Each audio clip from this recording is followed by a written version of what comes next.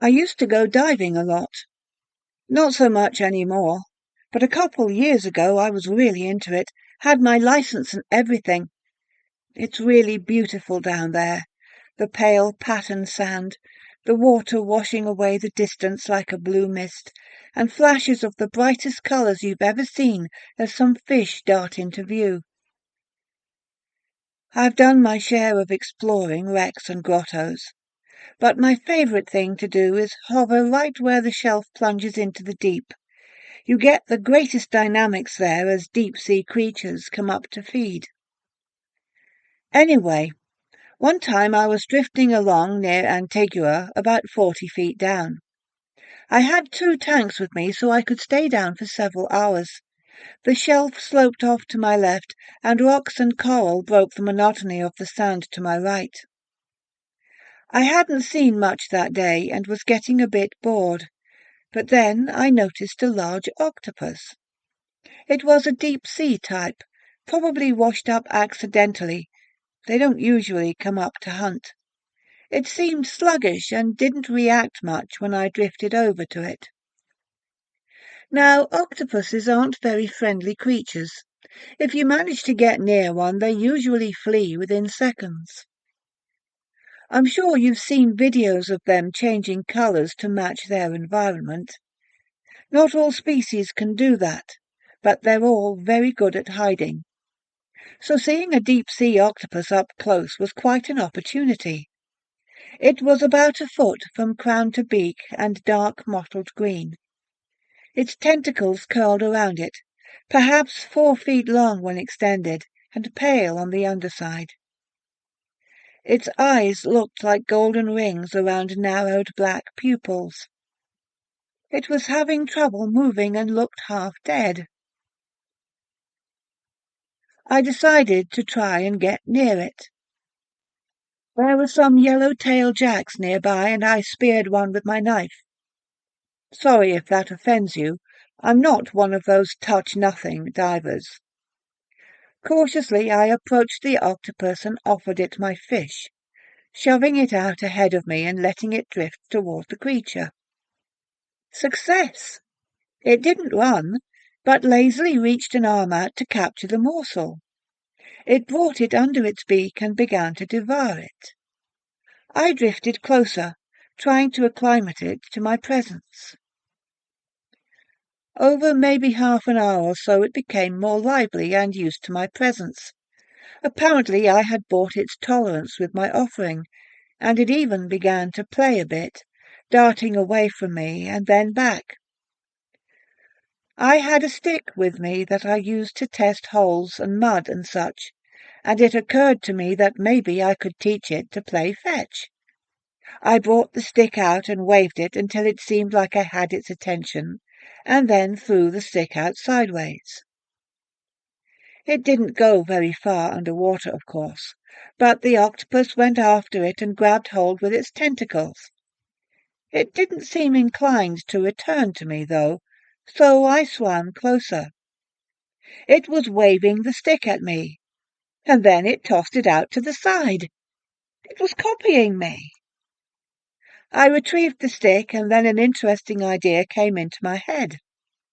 Next to us was a large, flat rock covered in half an inch of mud and detritus. Careful not to disturb the layers, I took the stick and slowly drew a crude figure of a man. 2 legs, 2 arms, and a round head coming off a central cylinder. The octopus seemed to be watching with interest. I tossed the stick and it caught it easily. It sat there toying with it, and for a few moments I thought my expectations had been too high. But then it reached out with the stick and began tracing its own mark in the mud. It was even cruder than mine, to be sure, but clearly drawing. However, the proportions were all wrong. It had fused the head and the body into one ball, and there were too many legs. I was just happy it was copying me. I'd heard octopuses were smart, but this was really something.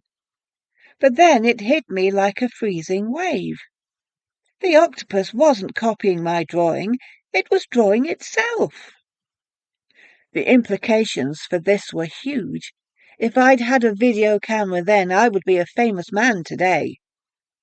The only other animal I'm aware of that's capable of the imagination and self-awareness to do something like that is the ape, first cousin to humans. That the ancient octopus, without so much as a spinal column, had the mental capacity for such a feat would surely have turned biology on its head.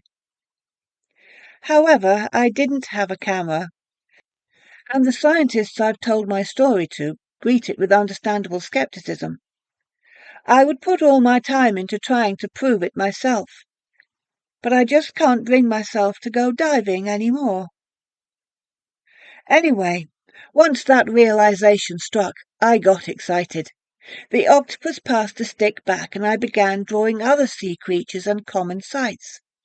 We kept on for maybe an hour, and the octopus contributed as much as I. It even drew something I took to be a crude figure of a submarine with a con tower, propeller screw, and even torpedo holes. Finally, the octopus led me to the other side of the rock, a blank canvas. Far down in the corner it again drew itself, and then me. These figures were very small, maybe an inch or two tall. Then painstakingly it went to work on a much larger drawing. At first I thought it was a whale, but whales are roughly of a size with submarines, so it didn't seem to justify the scale. Furthermore, the proportions were all wrong. This seemed like something more humped and compact, almost as if it were upright rather than aquiline. And it had weird bits sticking out that didn't seem like fins. I couldn't place it. An oil platform, maybe? No, the lines were too natural, and an octopus wouldn't know what the top of a platform looked like. When the drawing was done, we both sat and looked at it for a while. I took the stick back from the octopus and circled the drawing of us, and then drew a line to the thing. I'm not sure if the octopus picked up on my confusion, because it just sort of sat there for a while. It didn't try to take the stick back. Then it started swimming away. I followed it at a distance. It seemed to be keeping a pace, leading me on. Then it turned and shot out into the deep area of the shelf. I was a good way through my second tank and wasn't supposed to go any deeper, so I had to let it go. It stopped once to watch me and then darted off, dissolving into the dark blue depths. I looked after it for a few minutes to see if it would return, but there was nothing, so I started watching the other fish and making my way slowly back to the boat. Then suddenly there was a low, thrumming sound all around me. It wasn't very loud, but it was big, as if it came from the ocean floor itself. I've heard of underwater eruptions, but I've never been in one, and I wondered if I was about to be. But this didn't sound like anything natural. It sounded like the call of some animal, slowed down into the virtually subsonic range, projected from huge speakers very far away. I've had a chance to look over the seismograph recordings for that day, and nothing shows up at that time for that frequency. I have no idea why. The fish were going crazy, darting back and forth and all heading inland. And not just the reef fish. Larger ones from deeper in were streaming by me even faster. Suddenly, among them, the octopus appeared again. It, or one quite like it. It swam up to me and eyed me strangely, then darted past with the rest. The thrumming sounded again. Looking out to sea, I gradually became aware of a large, dark patch. It was very hard to tell how big or far away it was, but there was plenty of both to go around.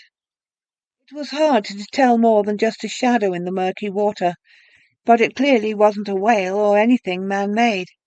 I couldn't even tell if it was a single creature. There seemed to be long strands like kelp or jellyfish tentacles streaming off it, but immeasurably larger. It looked like nothing so much as an ancient, misshapen section of coral reef broke off and floating. At least the part I could see. It seemed to fade off into the distance as though that mass, immense as it may be, was only a limb to some far larger entity. I've never seen a naval carrier from underwater, but I imagine that's the kind of shadow it would cast. The thrumming rang out a third time. An unreasoning fear seized me. I didn't appear to be in danger, though the thing was vaster than anything I'd ever seen. It was too far away to reach me quickly, and it seemed like it wouldn't fit into the shallows anyway.